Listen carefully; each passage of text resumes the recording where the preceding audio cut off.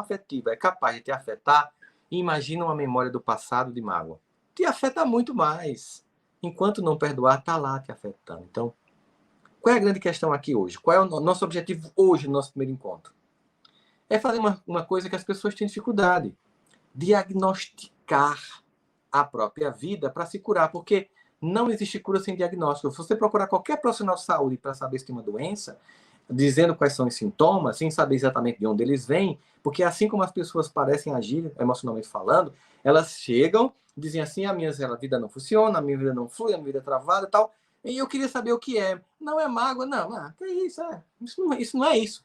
E aí, quando você vai fazer os exames clínicos, uma tomografia, um eletroencefalograma, exames de sangue para ver como é que estão as taxas de hormônio, você percebe lá claramente nos apontadores biológicos o porquê dos sintomas e, no caso da psicologia, como o teu presente é reflexo da forma como você não soube vivenciar o seu passado. Então, hoje é diagnóstico, porque amanhã vamos usar estratégias. Então, a mágoa ela é autodestrutiva, por essência, e ela destrói as relações e as pessoas que amamos. Quem guarda mágoa vive o tempo inteiro na culpa.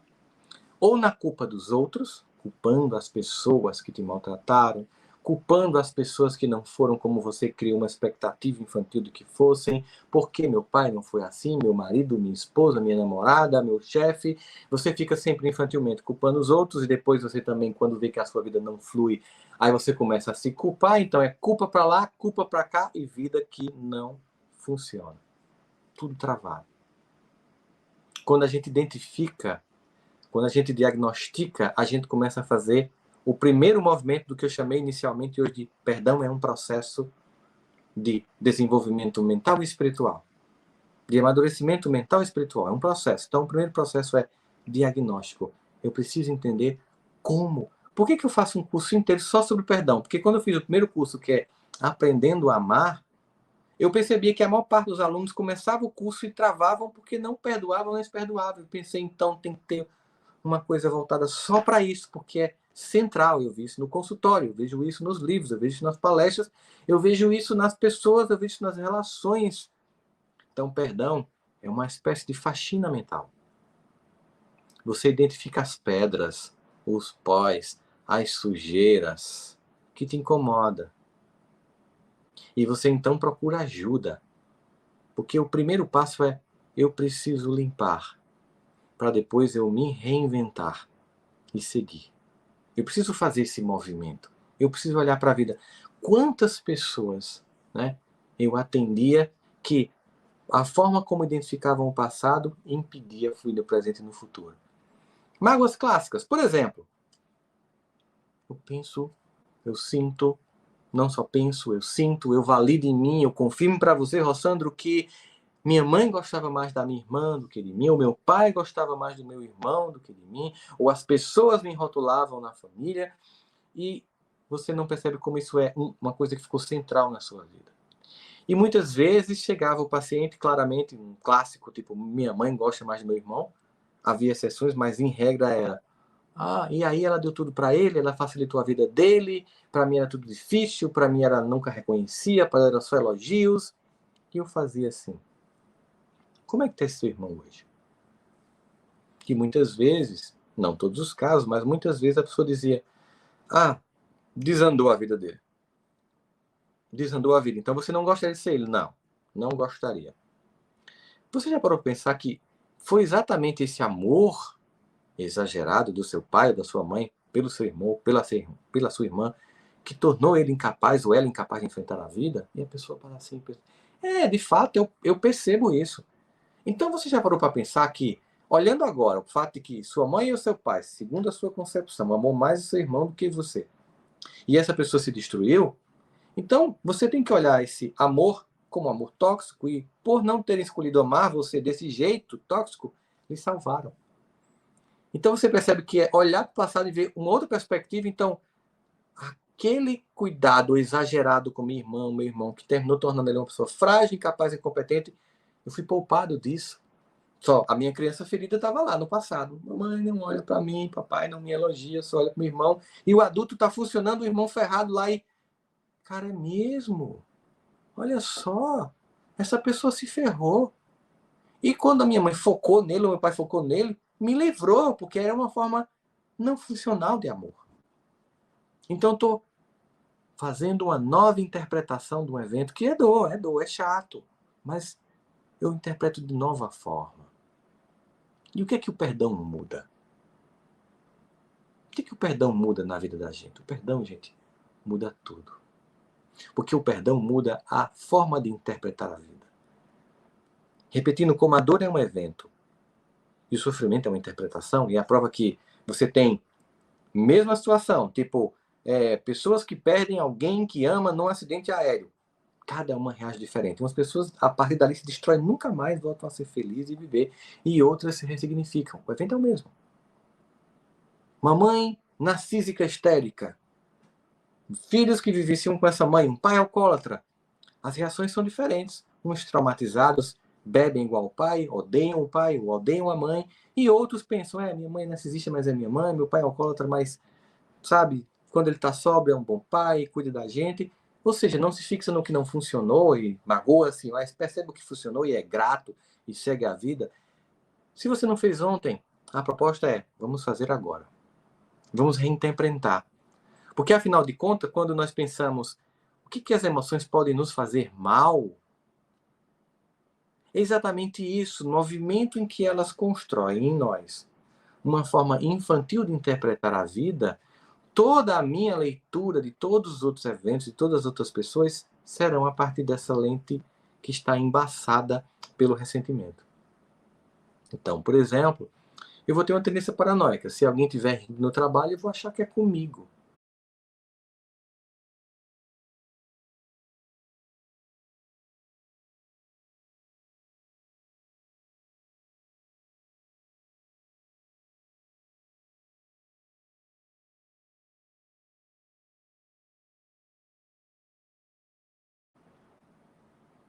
Se alguém fizer algum movimento, eu vou sempre achar que eu sou a vítima, porque no fundo eu acho que eu não mereço, porque eu ouvi muitas vezes que eu não merecia, porque eu terminei adquirindo esse rótulo.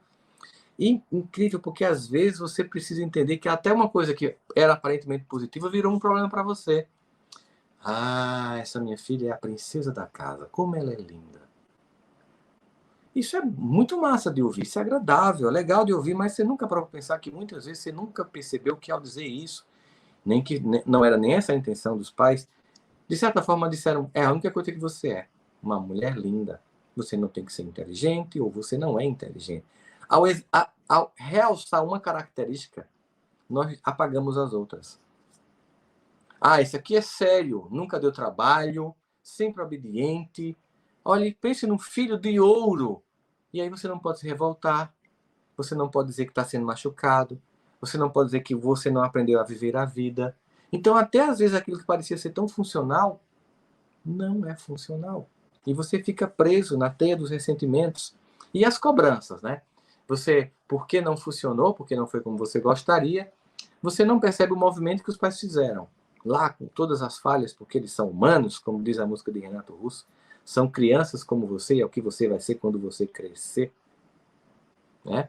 Ou seja, e até muitas vezes a gente fica chateado com isso, o quanto essas pessoas nos afetam, o quanto aquela humilhação no emprego, aquela pessoa que nos pisou e armou contra nós de forma maquiavélica, que nos tirou aquele lugar, aquela vaga, ou até o emprego, o quanto aquela pessoa com que a gente vivenciou ali, a relação estava lá minando a nossa autoestima todo dia, fazendo um comentário sórdido, crítico, e foi gerando um sentimento de impotência, de desconfiança, de incapacidade, de incompetência, e eu não conseguia viver a vida, e aí eu saio daquela relação, e muitas vezes não porque eu tinha força, porque eu fui tão vampirizado que não era porque eu tive força, é porque quando eu me transformei por carência, por falta de perdão, que gera carência, por culpa, que vem da falta de perdão, e entrei numa relação completamente sem funcionar, totalmente tóxica.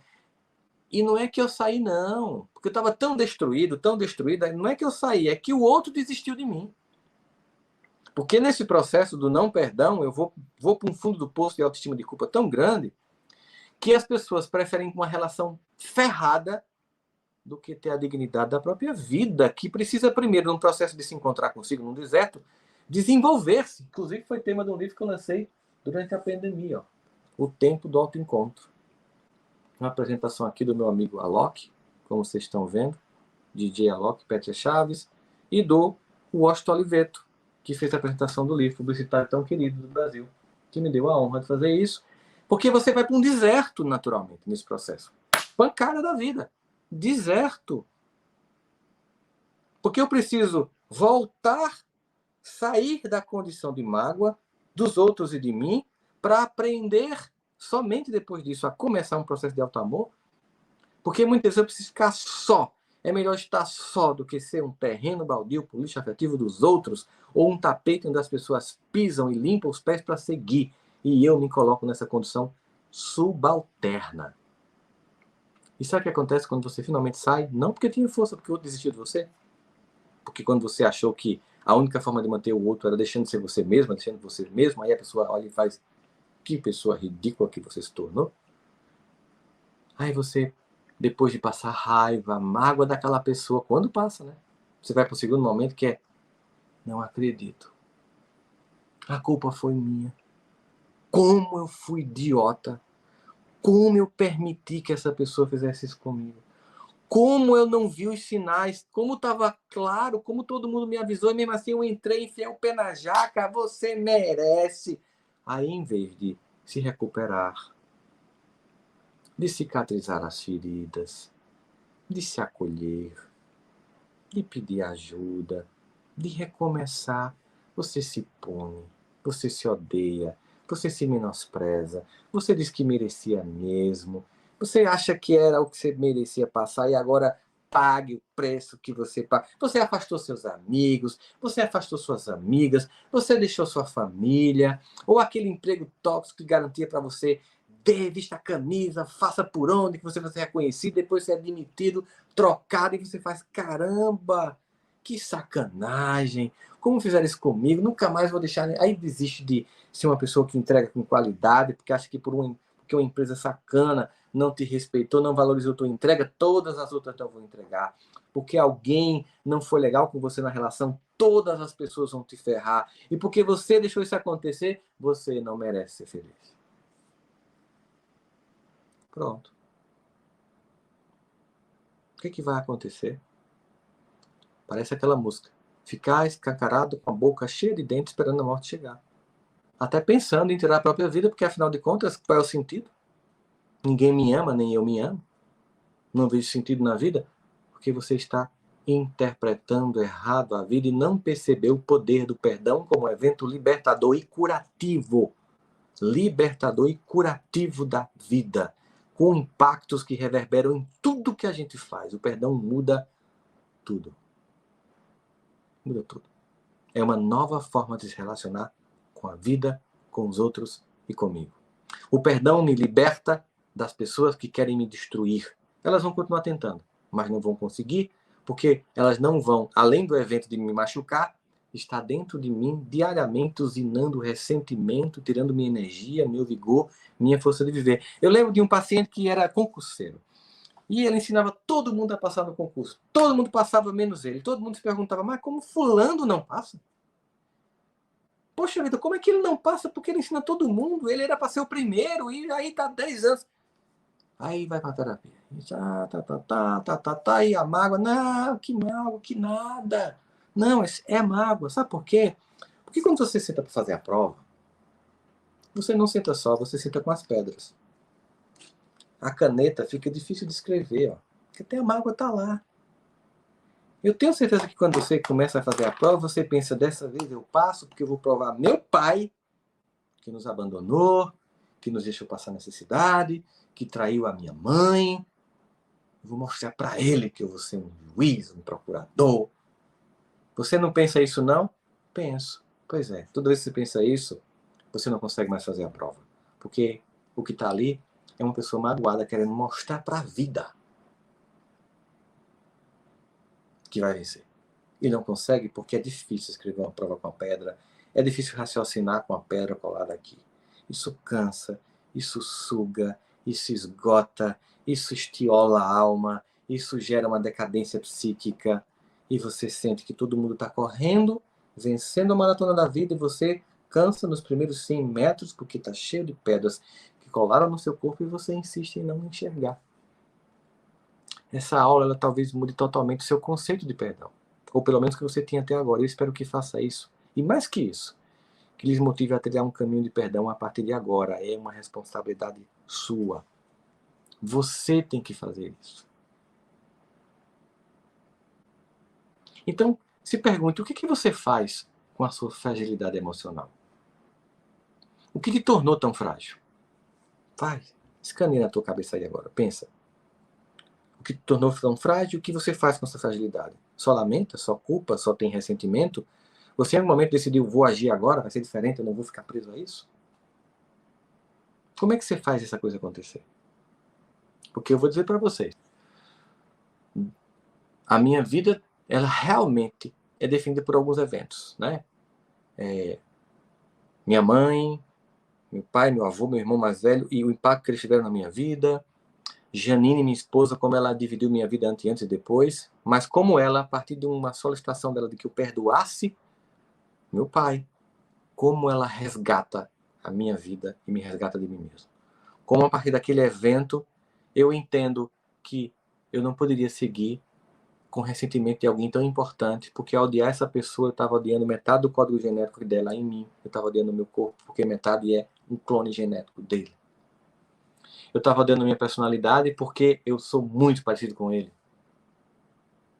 E eu não conseguia fluir, ficava por carência buscando pais substitutos, pessoas que me amassem, pessoas que compensassem essa falta imensa, e sempre carente, era ferrado, era usado, era abusado pelas pessoas, porque a minha relação era uma relação infantil que esperava demais das pessoas e não fluía. Até que eu percebi que eu não podia mais buscar um pai substituto ou fazer com que ele funcionasse melhor do que eu imaginei que ele podia, agradecer pelo pai que ele pôde ser e ser como foi difícil ser o que ele foi. Foi esforço que ele fez e era amor, amor possível. Eu disse agora, perdoando, eu vou me dar isso e que eu vou ser o responsável por isso. Não reconhecer a nossa fragilidade é a maior prova de fragilidade. Não reconhecer a nossa dor é a maior prova de fragilidade. Não reconhecer o nosso ressentimento é a nossa maior prova de fragilidade. Não entender que isso está atrapalhando a nossa vida é a maior forma de fragilidade. E quando a gente entende isso, a gente começa a direcionar a própria vida. Liberta. E olha, foi uma velocidade, porque eu lembro muito daquela passagem, sem nenhuma conotação religiosa aqui, mas analisando do ponto de vista da relação com o sagrado. Quando fordes orar, Jesus dizia, né? Se tiver um irmão teu com contenda com você, e ele está falando da contenda do outro, mas imagina a sua própria contenda. Para a tua oração, vai lá, conversa com teu irmão e só depois vem aqui orar. Como se ele dissesse, ó, quando você vai orar, fazer uma prece, rezar, meditar, qualquer que seja a forma como você tenta se conectar com o sagrado, essa é como se você fosse fazer um login. A minha sensação é essa, como se ele dissesse assim, você fazer um login na rede. Você o login é quero conversar com Deus. Login, senha de acesso. 6 letras em português. Perdão. Senha de acesso. Mas não é só escrever, é ter feito. É uma senha prática de acesso. Aí é como se ele dissesse assim, se você não tem a senha de acesso, perdão, você não vai conseguir logar na área da comunicação com o sagrado. Então vai lá, resolve, volta com a senha, você tem o login, mas não tem a senha. Aí quando você tiver com a senha, entra aqui, aí sim você pode fazer a sua oferta. Você pode entrar em contato com o sagrado. Perdão, senha, que com o login quero falar com Deus, acessa o sagrado e transcende, percebe quem você é, sua trajetória e sua percepção. E nesse Deus que é em nós, ou seja, como imagem e semelhança de Deus, até para me comunicar comigo mesmo, me comunicar com a imagem e semelhança de Deus que é em mim, eu preciso de uma senha que é o auto-perdão. Auto-perdão. Senão eu não consigo me conectar comigo mesmo, eu me estranho. Então, eu vou responder perguntas para vocês agora. Amanhã nós vamos falar de forma mais prática como sair disso. Mas antes de responder perguntas, como eu falei para vocês no início, sim, isso é o lançamento do curso, mas mesmo que você não queira fazer o curso, eu quis fazer isso em 2 dias para que você, nesses 2 dias, saia com algo prático para a tua vida. Alguns de vocês já conhecem o curso, mas muitos estão chegando agora. Na verdade, temos mais de 80 mil inscritos. Eu estava falando de 65 mil, 85 mil inscritos. Então, 20 mil já me conhecem, 65 mil pessoas estão me conhecendo agora nos exercícios que receberam, no WhatsApp, nos e-mails, pessoas que se inscreveram. Então, o que a gente tem? Como é que isso funciona? Eu vou apresentar rapidamente o curso para poder responder a vocês perguntas de agora.